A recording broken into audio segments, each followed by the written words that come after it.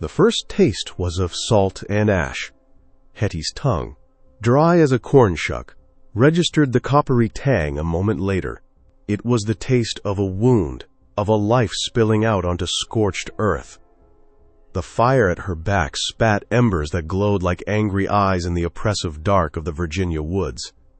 Before her, kneeling in the dirt, Elias held the still warm heart in his gnarled hands, the dark blood looking black in the firelight. He had cut it from the overseer's chest with the same knife he used to bleed hogs. The precision of the act was a prayer of its own. Silas Blackwood, the man who had laughed while her Samuel was sold downriver, lay in a heap by the creek bed.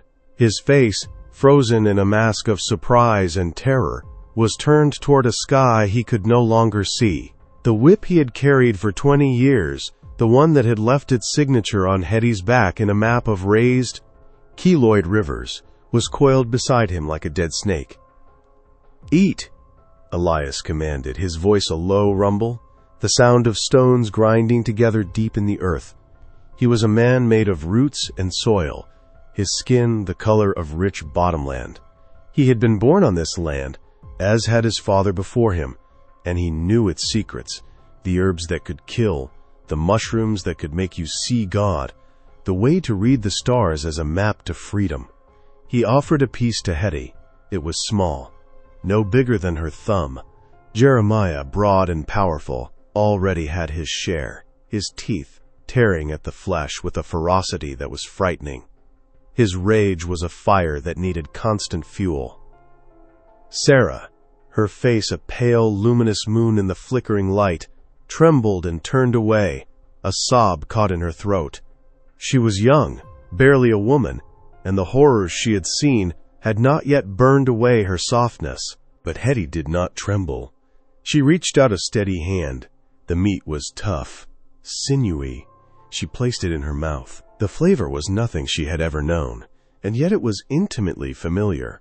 It was the taste of power, the taste of fear, the taste of a debt being paid in a currency the white man had never conceived of. As she chewed, slowly, deliberately, she felt a cold clarity settle over her. The grief for her son, a constant, howling storm inside her, went silent for the first time in 3 years. In its place, something else began to grow, something hard and patient and terrible. She swallowed. The act was done. There was no going back. In the quiet that followed, a scent drifted up from the great house on the hill, carried on the night breeze. The sweet, cloying perfume of night-blooming jasmine, planted by Hetty's own mother a generation ago. It was a scent of home, of Appalachia, childhood, of love. Now it smelled like a lie. The plantation was called Thorn Hill, named for the family that owned its 5,000 acres of tobacco, its grist mill, its iron furnace, and the 200 souls who worked it all. Master Alistair Thorne was a man who believed in God and prophet, in that order, and saw no conflict between the two. He read from the book of Leviticus at Sunday service, his voice smooth and resonant, while men like Silas Blackwood enforced his will with leather and iron. Master Thorne did not consider himself a cruel man. He provided food, shelter, and the word of the Lord. He saw his slaves as investments, and like any good farmer, he pruned his crop. He sold the troublesome, the weak, the ones whose family ties made them inefficient. He sold Hetty's Samuel. He was 7. He had his father's eyes and Hetty's smile. He was bright as a new penny, quick to learn the songs she taught him, the stories of Brer Rabbit, and the clever ways the weak could outsmart the strong.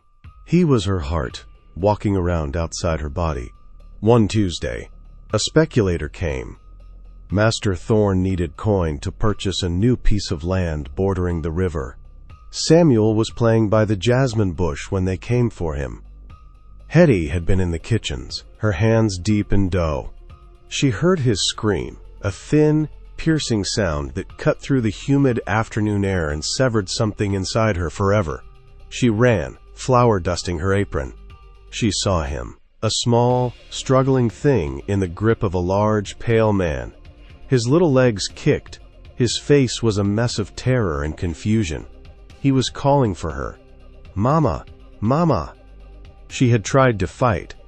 She had launched herself at the man, scratching, biting, a wild thing. Blackwood had been there. He'd caught her by the hair and thrown her to the ground. He put his boot on her neck. "That's enough out of you, Hetty," he'd said, his voice casual, as if commenting on the weather. Master Thorne had stood on the porch, watching, his face impassive. He simply nodded when the speculator had Samuel secure in the wagon. The last she saw of her son was his small face, streaked with tears and dust, looking back at her over the wagon's tailgate. The wagon rattled down the lane and disappeared. The sound of his cries faded. The world went gray. Blackwood dragged her to the whipping post. He did it himself, as a lesson. For her, and for everyone else watching from the doors of their cabins. Each lash of the whip was a syllable. Nochikanchine, Krine Commenti, nothing. Your child is not yours.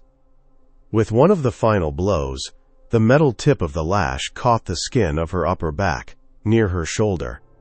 It healed badly, leaving a puckered, angry scar. In the quiet of her cabin, tracing it with her fingers, she thought it looked like a thorn, a permanent reminder of the man, and the place that had taken everything from her. The grief that followed was a physical thing. It hollowed her out, leaving a cavern where her heart had been. Food had no taste. The sun gave no warmth. She worked like a machine, her body moving through the motions of cooking, cleaning, mending, while her mind was trapped in an endless loop of that final image. Samuel's face in the back of the wagon. She hummed the lullaby she used to sing to him, a quiet, mournful tune that drove the other women in the kitchen to distraction. "Hush, little bird, the moon is high. Stars are watching in the sky. Psalms bikes mach." The song was a ghost in her throat. It was Elias who brought her back. He found her one night by the creek, staring into the water as if she meant to join it. He didn't speak of comfort or God's will. He spoke of roots. "The tree suffers," he said, his voice rough as bark. "The wind rips its branches, the lightning scars its trunk. But the roots hold. The roots remember. They draw strength from the dark earth."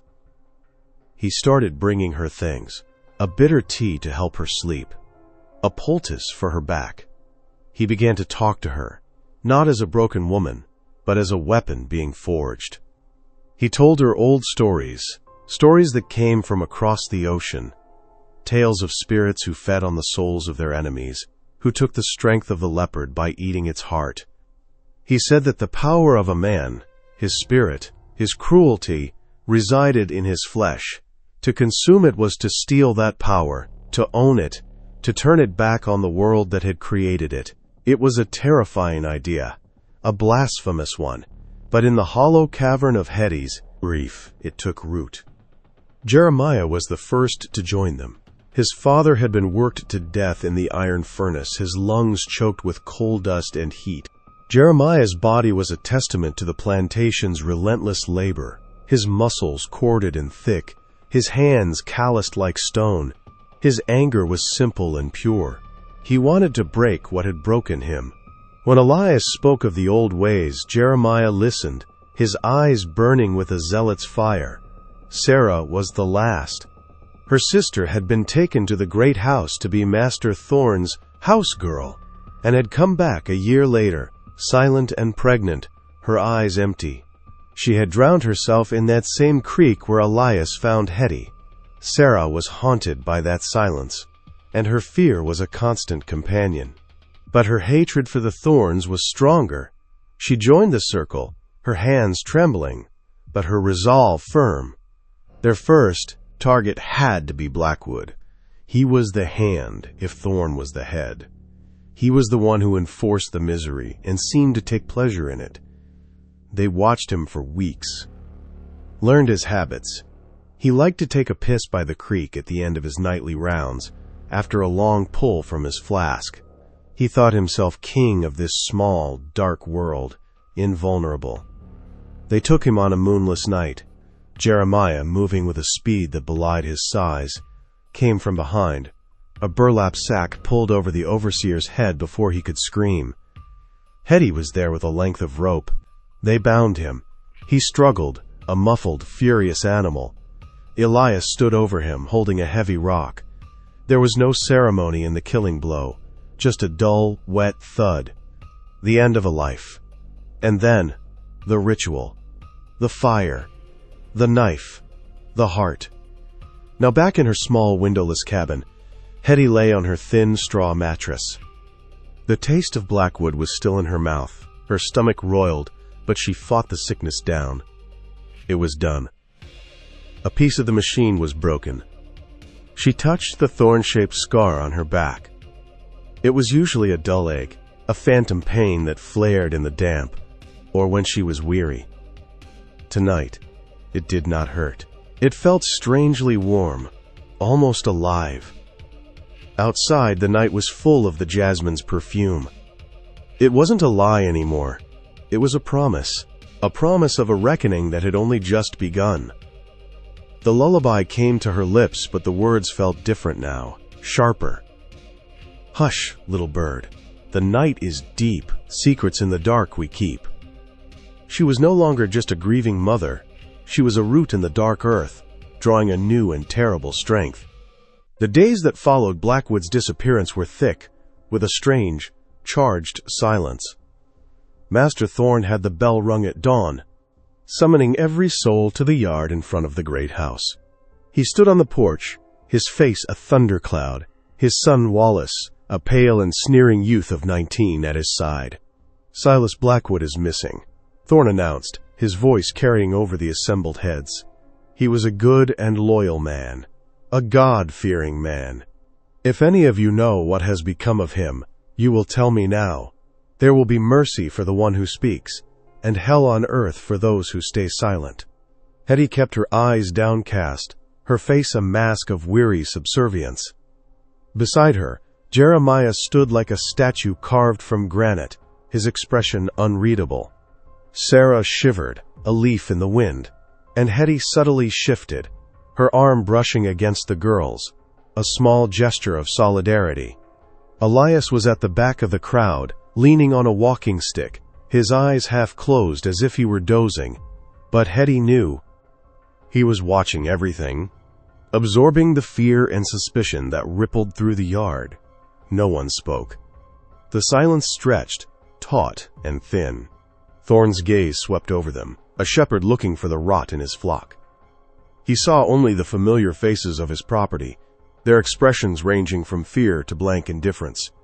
Finally, he gestured to two of his house slaves. "Search the woods. Search the riverbank. There will be a reward of 10 silver dollars for whoever finds him." The search lasted 2 days. They found nothing. A few drops of dried blood near the creek, but that was easily explained away by a cut from a briar or a slaughtered rabbit. They found his flask, empty. The prevailing theory, put forth by Master Thorne himself, was that Blackwood had gotten drunk, stumbled into the swift current of the river, and been swept away. It was a neat and tidy explanation. It absolved Thorne of any responsibility and required no further investigation. He was annoyed by the inconvenience of hiring a new overseer, but nothing more. Hetty and her small family of conspirators went back to their labors, the secret a living thing between them. It bound them closer than blood. They communicated in glances, in the slightest inclination of a head, in the shared silence as they worked. In the tobacco fields, Jeremiah's hoe struck the earth with a new, savage rhythm. In the kitchen, Hetty's hands moved with a chilling efficiency, her knife dicing vegetables with the same precision Elias had shown with Blackwood's chest. Sarah, though still fearful, found a new steel in her spine. She stopped flinching when young Master Wallace walked past. The new overseer was a man named Croft. He was a weasel of a man, thin and nervous, with eyes that darted everywhere. He lacked Blackwood's brute confidence and replaced it with a petty, nagging cruelty. He docked rations for perceived slights, assigned the hardest tasks to the oldest and youngest, and carried a switch he used on the bare legs of children who were too slow. He was a nuisance, a buzzing fly, but he was not a threat. Not like Blackwood had been. The power Hetty had tasted that night by the creek stayed with her. It was a cold ember in her belly. It sharpened her senses. She noticed things she hadn't before. The way Master Thorne's piety was a cloak for his greed, the casual rot at the heart of the great house, the fear that flickered in the eyes of his wife. A woman, as much a prisoner of her husband's will as any slave. Hetty began to see the whole plantation not as an unassailable fortress, but as a hollow tree, sturdy on the outside, but being eaten away from within. Their secret? The ritual demanded another act. It was a hunger that needed to be fed, a story that needed another chapter. Their target this time was a patroller, a man named Finn. He wasn't from Thornhill, but he was part of the system that kept them all caged. He and his dogs were the terror of the night, the bogeymen who hunted runaways. Finn was known for his cruelty, for letting his dogs maul a captured slave before returning him for the master's punishment. He had caught Sarah's cousin the year before, and the boy had come back with one leg so mangled he could never work in the fields again. Finn often passed along the old ridge road on his route, a lonely track that wound through thick pine forest. Elias knew the path. He also knew the plants that grew there. He found a patch of water hemlock, its delicate white flowers belying the violent poison in its roots. For days, Hetty watched him grind the root into a fine, pale powder, his movements careful and deliberate as a priest preparing a sacrament. The plan was simple. Jeremiah would fell a tree across the road, forcing Finn to dismount. Hetty, playing the part of a lost woman from a neighboring farm, would approach him, offering a water skin laced with the poison and a story about needing help. Sarah's role was to wait in the woods, ready to mimic the cry of a bobcat to signal if anyone else was approaching. The night they chose was overcast, the moon a tarnished silver coin behind a veil of cloud. The air was heavy, wet with the promise of rain. Hetty's heart hammered against her ribs, a frantic bird in a cage. This was different from the ambush of Blackwood. This was colder, more calculated. She clutched the water skin, its leather cool against her sweating palm. Her thorn-shaped scar began to ache, a familiar harbinger of dread and determination. She hummed her lullaby under her breath, the melody a shield against her fear. Hush, little bird, the trap is set. A song the hunter won't forget. They heard the jangle of Finn's harness and the panting of his two massive hounds before they saw him. Jeremiah, hidden in the shadows, gave the signal. The sound of the axe was sharp and quick, followed by the groan and crash of a great pine falling across the path. Curses split the night. Finn reined in his horse, his dogs growling, their hackles raised. Hetty stepped from the trees into the lantern light, her face artfully smeared with dirt, her dress torn at the hem. She held up a hand, affecting a posture of weary desperation. "Please, sir," she began, her voice trembling. "I'm lost. My wagon it threw a wheel back a ways. I'm just trying to get to the Miller place." Finn peered at her, his face a mask of suspicion. He was a big man, bearded and smelling of whiskey and wet dog. "What you doing out here alone, woman? This ain't no place for you. My boy, he's sick." Hetty lied, the word boy, a shard of glass in her mouth. "I was going for the doctor." She held out the water skin. "Please, I'm powerful thirsty. Maybe you'd share a drink with me for my trouble?" His eyes narrowed. He looked at her, then at the water skin. A long, tense moment passed. The dogs whined, sensing something wrong. He was a hunter, and his instincts were sharp. He was about to refuse. Hetty could see it in his eyes. Then Jeremiah, a blacker shadow in the darkness, made a sound, a low, guttural cough from deep in the woods. Finn's attention shifted for a split second, his head turning toward the noise. It was all the opening Hetty needed. She didn't wait for him to take the water skin. She lunged, uncorking it and flinging the contents into his face. He roared, sputtering, wiping at his eyes. The dogs exploded into a frenzy of barking and snapping, but the poison was swift. It didn't need to be swallowed. It could be absorbed. As he clawed at his face, Hetty scrambled back into the darkness. Jeremiah was on him then. It was not a clean kill. It was a brutal, desperate struggle in the mud and pine needles. One of the dogs lunged for Jeremiah, and he met it with a kick that sent it yelping. The other, Hetty dispatched with a heavy rock she'd carried for the purpose, its skull cracking with a sickening sound. Finn was convulsing on the ground, his body seized by the hemlock's unforgiving grip. His limbs jerked, his back arched, and a foam flecked his lips.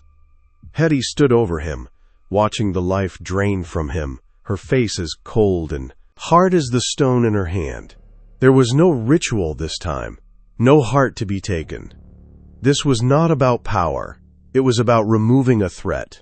It was extermination. They dragged his body deep into the woods, leaving it for the buzzards and the wolves. They righted the tree, scattered dirt over the signs of the struggle, and vanished back into the night. The next day, word came from a neighboring plantation. Patroller Finn was missing. His horse had returned to its stable, but the man and his dogs were gone. People whispered of panthers, of territorial disputes with the Cherokee remnants who lived deep in the mountains. No one suspected the slaves of Thornhill. They were property. They were docile. They were afraid. But in her cabin that night, Hetty felt a change. The cold ember in her belly now glowed with a steady heat. The act had been ugly, chaotic, but successful. They were becoming adept at this. They were ghosts, moving through the cracks of the white man's world, delivering a justice of their own making. She looked at her hands in the dim light from her small fire. They were the same hands that had baked bread, mended shirts, and cradled her son. Now, they were the hands of a killer. A righteous one, she told herself. A necessary one.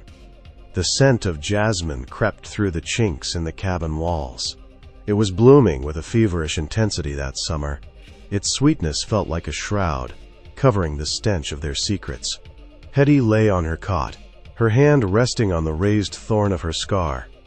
It was a part of her now, as much as her own bones. It no longer ached with pain. It thrummed with purpose. She was the thorn, and she was just beginning to press into the soft flesh of the world that had wronged her. Master Thorn, frustrated by the loss of 2 good men in as many months, decided the problem was lax security. He began to keep a meticulous ledger, a small leather-bound book in which he documented everything. Hetty, tasked with cleaning his office, saw it on his desk. She would steal glances at it while she dusted. Times June 10th. Croft reports 2 barrels of salted fish spoiled. Suspect's negligence in the smokehouse. Deducted rations from John and Peter. June 12th. Blackwood still not found. Presumed drowned. A loss of a dependable asset. June 24th. Patroller Finn vanished on the Ridge Road. Rumors of Indian trouble. Perhaps a more forceful presence is required. The handwriting was elegant, precise, each letter a perfect, disciplined curl. It was the script of a man who believed in order, in the clear, unshakable hierarchy of his world. A world where human beings were listed as assets, their suffering reduced to a line of ink.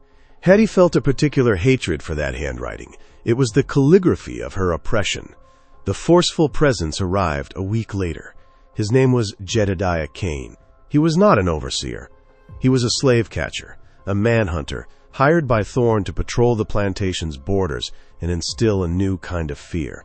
Kane was different from Blackwood or Croft. He wasn't driven by casual sadism or petty authority. He was a professional. He was quiet, watchful, and intelligent. He had pale, colorless eyes that seemed to miss nothing. He didn't carry a whip. He carried a rifle, and he knew how to use it. From the moment Kane arrived, the air on Thornhill grew thin and sharp, like the moments before a lightning strike. He didn't fraternize with the other white men. He spent his days walking the perimeter, learning the land, his movements silent and predatory, He spent his nights in a small cabin near the woods, alone. He watched the slaves, not as a group, but as individuals. His gaze would linger on Jeremiah's coiled strength, on Sarah's nervous energy, on Elias's deceptive frailty. And it lingered most of all on Hetty. He saw her in the kitchen yard, her hands snapping beans with a rhythmic intensity. He saw her at the edge of the woods, gathering herbs. He seemed to appear from nowhere, a silent specter at the corner of her vision. One afternoon, he approached her as she tended the small garden behind her cabin. "That's Jasmine, isn't it?" he said, his voice soft, almost conversational. It was more unsettling than a shout. Hetty's heart leaped into her throat, but she kept her expression placid. She nodded, not looking at him. "Yes, sir." "Smells strong," he said, his eyes scanning the thick, tangled bush. "Blooms in the dark. Strange flower." "My mama planted it," Hetty said, her voice tight. "I heard about the men who went missing," Cain continued, his tone unchanged. "An overseer, a patroller. Bad luck for Master Thorne." He looked directly at her then, and his pale eyes were like chips of ice. "Or maybe something else." Hetty met his gaze. It was a battle of wills in the humid afternoon air. She held it for a long second, then looked down, feigning submission. "I wouldn't know nothin' 'bout that, sir. I'm just a cook." "A cook," he repeated, a ghost of a smile touching his lips. He walked away without another word. The encounter left Hetty shaken. He knew. He didn't have proof, but he knew. The hunter had caught their scent. The fear she had suppressed for months came rushing back, cold and sickening. That night, she met with the others in a hidden clearing deep in the woods. "He suspects us," she said, her voice a low whisper. "Cain, he looks right through me." Jeremiah spat on the ground. "He's just a man. He bleeds like any other." "He is not like the others," Elias countered, his old face grim in the moonlight. "He is a wolf among sheepdogs. He hunts for the pleasure of it. We must be careful. Our work is not done." Their work. The final piece of their terrible justice. The head of the snake. Master Alistair Thorne, the man who had sold her son. The man whose elegant handwriting condemned them all to a living death. Hetty's hatred for him was a pure, cold thing, the center of her being. But with Cain watching their every move, getting to Thorne seemed impossible. The tension on the plantation became unbearable. Cain's presence was a constant pressure. He would appear at the fields and watch for hours, unmoving. He would walk through the slave quarters at night, a silent, menacing shadow. He began to ask questions, talking to the other slaves, trying to pry open the cracks in their solidarity. He offered tobacco, a bit of whiskey, for any information about Blackwood. No one talked. Their fear of Cain was great, but their hatred of the system he represented was greater. One day, Cain found something. In the woods, not far from where they had killed Finn, he found a single tarnished brass button. It had come from a coat that belonged to Sarah's father, a coat Jeremiah had been wearing that night. Cain brought it to the yard and held it up. "Anyone recognize this?" he asked, his voice ringing in the silence. His eyes moved from face to face, finally resting on Sarah. The girl's composure broke. A small gasp escaped her lips, and she swayed on her feet. It was a fatal mistake. Cain's eyes narrowed. He didn't say anything, but he had his first piece of the puzzle. He had a thread, and he would pull it until everything unraveled. That night, Sarah was hysterical. "He knows." She wept in Hetty's cabin. "He looked at me, and he knew. We're done for. They'll hang us all." "Hush now," Hetty said, her voice firm, though her own fear was a knot in her stomach. She held the trembling girl. "We are not done. We will finish this." But she knew Sarah was a liability. Her fear made her weak. A weak link could break the whole chain. The thought that followed was cold and sharp as a shard of ice. She must be silenced. Hetty pushed the thought away, horrified at her own ruthlessness. This was what she was becoming. The ritual that was meant to give them strength was also stripping away their humanity, piece by piece. She was starting to think like her enemy, weighing lives as assets and liabilities. She had to act. They had to get to Thorn before Cain got to them. But how? Thorn was insulated, protected. He rarely left the great house after dark. He was surrounded by his family, his house slaves, and now by the watchful eyes of Jedediah Cain. The opportunity came from an unexpected place. Master Thorn, in a show of magnanimity and Christian charity, announced there would be a great harvest feast. He was expecting guests from 2 neighboring counties, influential men he wished to impress. It was to be a grand affair, a celebration of the bounty of Thorn Hill. Hetty, as the head cook, would be in charge of the entire meal. It was a sign, a gift from a god Hetty no longer believed in. She would be in the heart of the great house. She would have access to the food, the wine, the very air they breathed. The plan began to form in her mind. Intricate and deadly as a spider's web, she brought it to Elias and Jeremiah. They would not target just Thorn, they would target the whole rotten assembly. A feast of judgment. Elias, the master of herbs, knew what was needed. Not a quick poison like hemlock, but something subtler, something that mimicked a sickness of the gut. He spoke of jimsonweed seeds, ground fine and mixed with spices, and the dried, powdered flesh of a particular mushroom that grew on rotting oak. It would not be instantly fatal, but it would cause madness, agony, and eventually, death. It would look like a terrible, swift-moving plague. Jeremiah's task would be to create a diversion. While the great house was consumed with the feast, he would go to the furnace. The iron furnace was the engine of Thorn's wealth, a roaring brick and stone monster that never slept. Jeremiah, who had worked there, knew its vulnerabilities. A strategic fire, a bit of sabotage, and the whole thing could be made to collapse, creating chaos and covering their escape. But for Hetty, poison was not enough. Not for Thorn. She needed to face him. She needed him to know who she was and why he was dying. She needed to see the understanding in his eyes as his world burned down around him. Her vengeance required a witness. It required his soul. The days leading up to the feast were a blur of frantic activity and unbearable tension. Hetty was a whirlwind in the kitchen, directing the other women, her mind a razor-sharp calculator of ingredients, timing, and dosage. She hid the powdered poisons in a small leather pouch tied beneath her dress. Cain was a constant presence, his shadow falling across the kitchen door. He would watch her, his expression unreadable. He was waiting. He knew something was coming. He could smell it on the air, a scent thicker and more dangerous than the jasmine that now seemed to perfume the entire plantation. Hetty's thorn-shaped scar throbbed with a constant, fiery pain. It was as if the brand on her back knew the moment of its vengeance was approaching. At night, she didn't sleep. She sat in her dark cabin, humming her son's lullaby, the tune no longer a lament, but a war cry.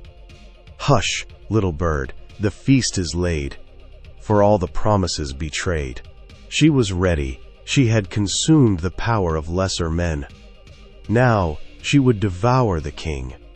The night of the harvest feast, the great house blazed with light, laughter, and the sound of a badly played fiddle spilled from the open windows into the humid darkness. Carriages lined the drive, and the air was thick with the scent of roasted pig, beeswax candles, and the cloying perfumes of the wealthy guests. Inside the kitchen, it was an inferno of heat and frantic energy. Hetty moved through the chaos like a ghost, her face a serene mask hiding the storm within. She had prepared 2 batches of everything. The food for the slaves who would eat in the yard was clean. The food for the high table was not. She had stirred the fine, pale powder from Elias into the gravy, dusted it over the roasted vegetables, kneaded it into the bread.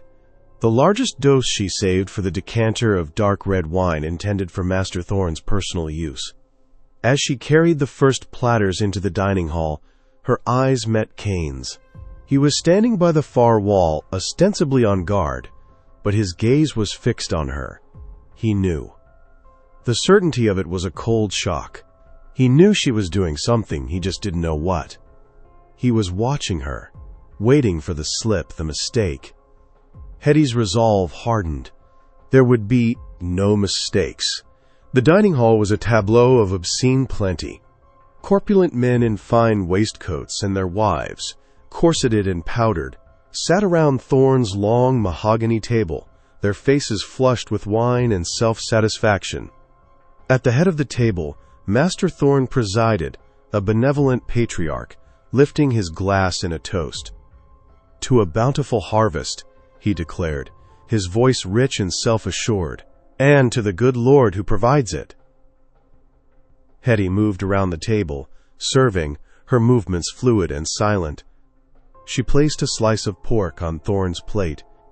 She filled his wife's glass. She felt 100 pairs of eyes on her, but saw none of them. Her focus was entirely on the man at the head of the table. The man who had sold her son. When she reached him with the wine, her hand was perfectly steady. She filled his silver goblet, the dark liquid swirling, catching the fixed candlelight. He glanced up at her, a flicker of annoyance in his eyes at her proximity. He saw a slave, a piece of furniture that moved. He did not see the architect of his doom. She retreated to the shadows of the kitchen doorway, watching, waiting. The first sign was a guest, a portly landowner from the next county, who suddenly clutched his stomach, his face paling.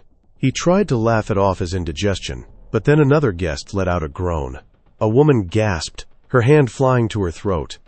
A ripple of confusion and discomfort spread through the room. Thorne, annoyed at the interruption, took a deep drink from his goblet. He frowned, a look of puzzlement on his face. He put a hand to his head, as if dizzy. Young Master Wallace, sitting at his right hand, began to cough, a racking, uncontrollable spasm. Panic erupted. The room dissolved into a cacophony of screams, retching, and overturned chairs. People were clawing at their own skin, their eyes wide with a terrifying hallucinatory madness. The feast had become a scene from hell. Through the chaos, Hetty walked. She moved with a preternatural calm, stepping over a writhing body, past a woman screaming at visions only she could see. She walked toward the head of the table, where Alistair Thorne was slumped in his chair, his breath coming in ragged gasps, his face a mottled purple. Kane was moving too, trying to restore order, his face a mask of cold fury as he realized the full scope of what was happening. But it was too late. The poison was in them all. Hetty stood before Thorne, his eyes, wide with pain and confusion, focused on her. For the first time he truly saw her. "Do you know who I am?" she asked, her voice quiet, yet it cut through the din like a razor. He shook his head, a weak, bewildered gesture. "I am Samuel's mother," she said. The name hung in the air between them, a ghost conjured from the past, a flicker of recognition, of dawning horror. He remembered the boy. He remembered the sale. He remembered her, the wildcat who had fought back. "He was 7, Hetty continued, her voice devoid of all emotion. "He had a smile that could break your heart. You sold him for the price of a few acres of dirt." Thorne tried to speak, but only a choked gurgle came out. He was dying. He knew it, and now he knew why. "Silas Blackwood," Hetty said, leaning closer, her whisper a serpent's hiss in his ear. "We took his heart. We ate his strength. We took Finn, the patroller. We are the rot in your house, Master Thorne. We are the judgment you never believed would come." His eyes widened, the terror in them absolute. It was not just death he was facing, but a truth so monstrous his mind could not contain it. At that moment, a low rumble shook the great house, a distant, guttural roar. Hetty glanced out the window and saw it, a pillar of orange and red light climbing into the night sky from the direction of the iron furnace. Jeremiah, the diversion, a signal. Then, from the other side of the house, a new smell reached her. Not roasting pig, but burning wood and cloth. Tongues of flame began to lick up the draperies. Sarah, her fear finally burned away and replaced by a cold, hard resolve, had done her part. The house itself was being consumed. Jedediah Kane, his face grim, saw Hetty. He raised his rifle. The world narrowed to the space between them, the hunter and his quarry. But the house was coming down around them. A heavy chandelier, its candles still burning, tore loose from the ceiling and crashed onto the table, showering the scene in a wave of fire and shattered glass. Hetty did not wait to see if Kane would fire. She turned and ran, not back through the kitchen, but toward the French doors that led to the garden. She smashed through the glass, the shards tearing at her dress and skin, and burst out into the night. The cool air was a shock. The scent of jasmine was overwhelming, a tidal wave of perfume. Behind her, the great house was an inferno, its screams and flames a monument to her vengeance. She could hear shouting, the ringing of the alarm bell, but it was all distant, part of a world that no longer belonged to her. She ran toward the woods, toward the meeting point where Elias and the others would be waiting. She was bleeding from a dozen small cuts, her lungs burned from the smoke, but she felt no pain. She felt only a vast, terrifying emptiness. The hollow space where her grief had lived was now filled with ash. As she reached the tree line, she risked a final glance back. Thornhill was a funeral pyre against the black Appalachian sky. She had done it. She had torn it all down. She had avenged her son. She touched the thorn-shaped scar on her back. It was hot, as if it were a fresh wound. She was no longer Hetty, the cook. She was a force of nature, a story that would be whispered in fear around fires for generations.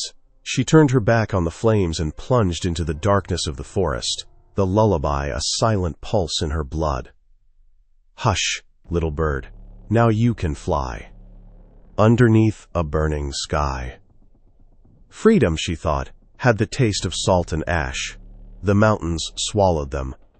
Hetty, Elias, Jeremiah, and a handful of others who had seized the fiery chaos as their chance to run. They became a tribe of ghosts, flitting through the dense, unforgiving wilderness of the Appalachians. The world they had known was gone, burned to the ground behind them.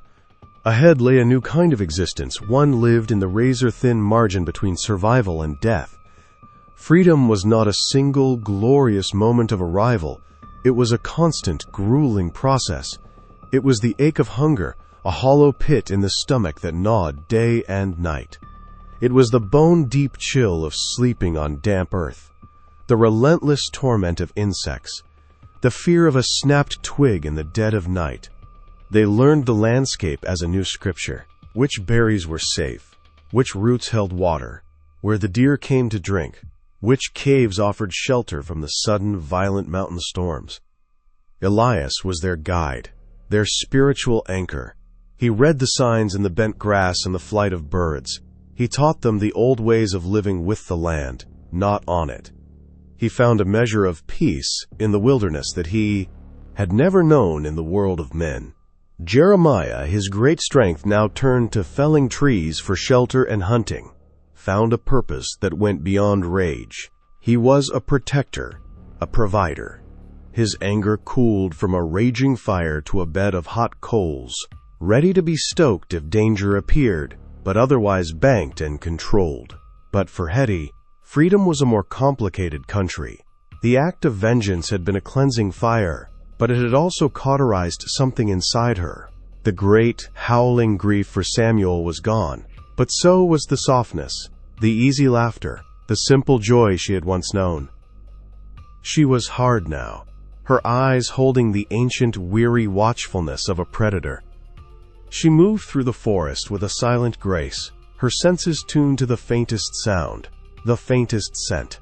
The bond of their shared secret, the terrible communion they had partaken in, both united and isolated them. They were a family, but a family born of a monstrous act. Sometimes, in the dead of night, Hetty would wake from dreams of the feast, the screams echoing in her ears, the taste of ash in her mouth. She would look at the sleeping forms of her companions around their small, carefully shielded fire, and wonder if they were a new beginning, or simply the end of an old, bloody story. Were they liberators or monsters? Or was there, in the world they had been forced to inhabit, no difference between the two? The hunt for them was relentless. The burning of Thornhill, and the massacre of its master and his guests, was a horror that sent shockwaves through the county. It was an insurrection, the ultimate nightmare of the slaveholding class. Bounty posters appeared in every town and settlement, nailed to courthouse doors and tavern walls. $500 reward for the capture, dead or alive. Discretion of the Negroes responsible for the depraved and inhuman acts at Thornhill Plantation. Asterisk, bewund home, stall. Discretion of a foot tall of strong build. Known for her skill as a cook. Has a noticeable scar on her upper back, said to be in the shape of a thorn. Cunning and extremely dangerous. Discretion knows a large, powerful buck, approximately 25 years of age. Branded with a T on his left arm. Believed to be the ringleader of the physical violence. Discretion knows ended with a. Discretion knows ended with a Gizgolialius. May possess knowledge of poisons. Deceptive in his appearance of frailty. The posters listed others too. Their faces, their scars, their histories reduced to a price. Jedediah Kane, who had survived the fire with a burn that scarred the left side of his face, led the hunt. For him, it was no longer a job. It was a crusade. Hetty had made a fool of him, had shown him a depth of cunning and brutality he had not thought possible. He pursued them with a fanatic's zeal, his pale eyes burning with a cold fire. The fugitive family learned to live on the move.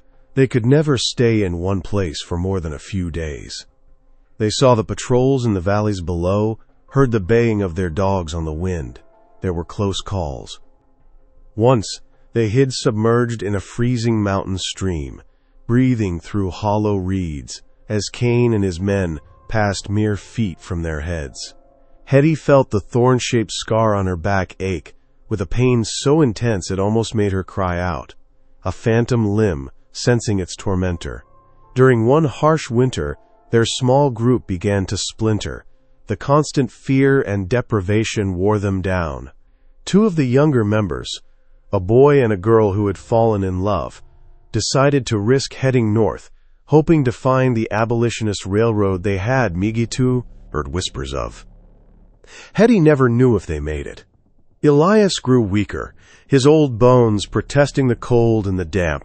He died one spring morning sitting with his back against an ancient oak tree, looking out over a valley filled with mist. He looked, Hetty thought, like he had simply turned back into the earth he so loved. They buried him there, under the roots of the great tree. It was just Hetty and Jeremiah now. Their bond had been forged in fire and blood, and it was unbreakable. They were partners, two halves of a whole, his strength and her cunning. They moved deeper into the mountains, higher into the unmapped territories, where white men rarely ventured. They found a hidden cove, a small, fertile patch of land surrounded by sheer rock faces, accessible only by a single treacherous path. It was a natural fortress. Here they made a home. They built a small, sturdy cabin. They planted a garden with seeds Hetty had carefully carried with her. They hunted and fished. For the first time in years, they found a fragile peace. They were no longer running, they were living. But the past was never far. Hetty still dreamed of her son. In her dreams, he was no longer a terrified child in the back of a wagon. He was a young man, standing on a riverbank, looking back at her. He never spoke. He only watched her with his father's sad, knowing eyes. She didn't know if it was a vision of forgiveness or of accusation. One evening, years after the fire, Jeremiah returned from a hunting trip with a strange look on his face. He had traveled farther than usual, down toward the foothills. He had seen a settlement, a small, free black community called New Hope, hidden away in a remote valley, a place of refuge. "We could go there," he said, his voice rough with an awe-inspiring emotion Hetty hadn't heard in years. "Hope. We could have a life, a real life." Hetty looked at their hidden home, at the jasmine vine she had grown from a cutting taken from her mother's bush, a living link to her past. Its scent filled their small clearing, a perfume of memory and secrets. She thought of Cain, of the bounty posters that might still be moldering on some forgotten wall. She thought of the ghosts that lived inside her. Could she ever truly be free of them? Could she live among people, knowing what she had done, what she was capable of? The ritual had given her the strength to fight back, but it had also marked her, set her apart. She was no longer just a woman. She was a legend, a nightmare. She touched the scar on her back. It was a part of her, a permanent reminder of who she was, where she came from, and the price she had paid for this precarious freedom. She looked at Jeremiah, at the hope in his eyes, and then she looked toward the towering misty peaks that surrounded them, a vast and unknowable wilderness. The narrative fractures here, like a lightning-scarred tree. It splinters into possibilities, whispered around campfires and passed down through generations. Some versions say Hetty and Jeremiah made their way to New Hope, changing their names, melting into the community, and living out their days in quiet obscurity, their terrible secret buried deep. They say Hetty became the town's healer, her knowledge of herbs a gift to her new neighbors. Another story tells of a lone hunter, a man with a scarred face, who finally tracked two fugitives to a high mountain cove. It speaks of a final, desperate battle on a cliff's edge, of a man and a woman, fighting back to back against impossible odds, choosing to leap into the mists of the gorge below rather than be taken. Their bodies were never found. And there is a third tale, the one the old folks in the mountains tell. They say Hetty never left the high peaks. They say she left Jeremiah to find his peace and walked on alone, deeper into the heart of the wilderness. They say she became a spirit of the mountains, a guardian or a bogeyman, depending on who tells the tale.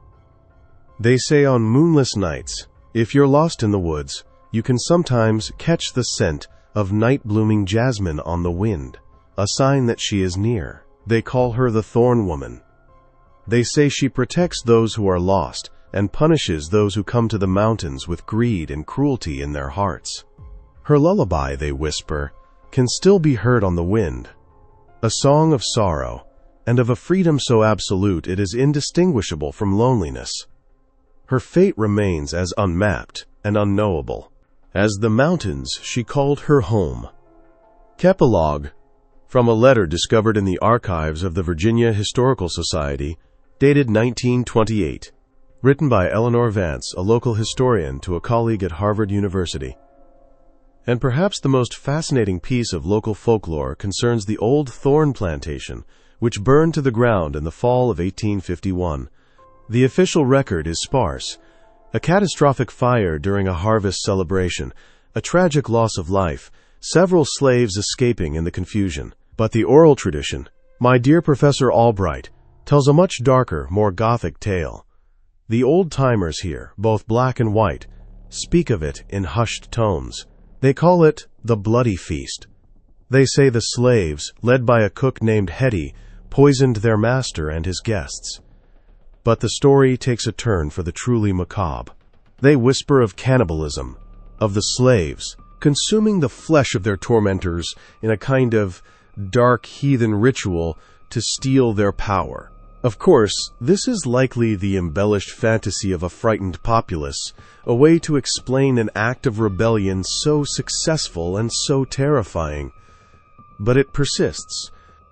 What I find most compelling are the small, recurring details. Every version of the story mentions the preternatural scent of jasmine that was said to hang over the ruins for months after the fire. And they all speak of the leader, Hetty, as having a distinctive scar on her back, shaped like a thorn.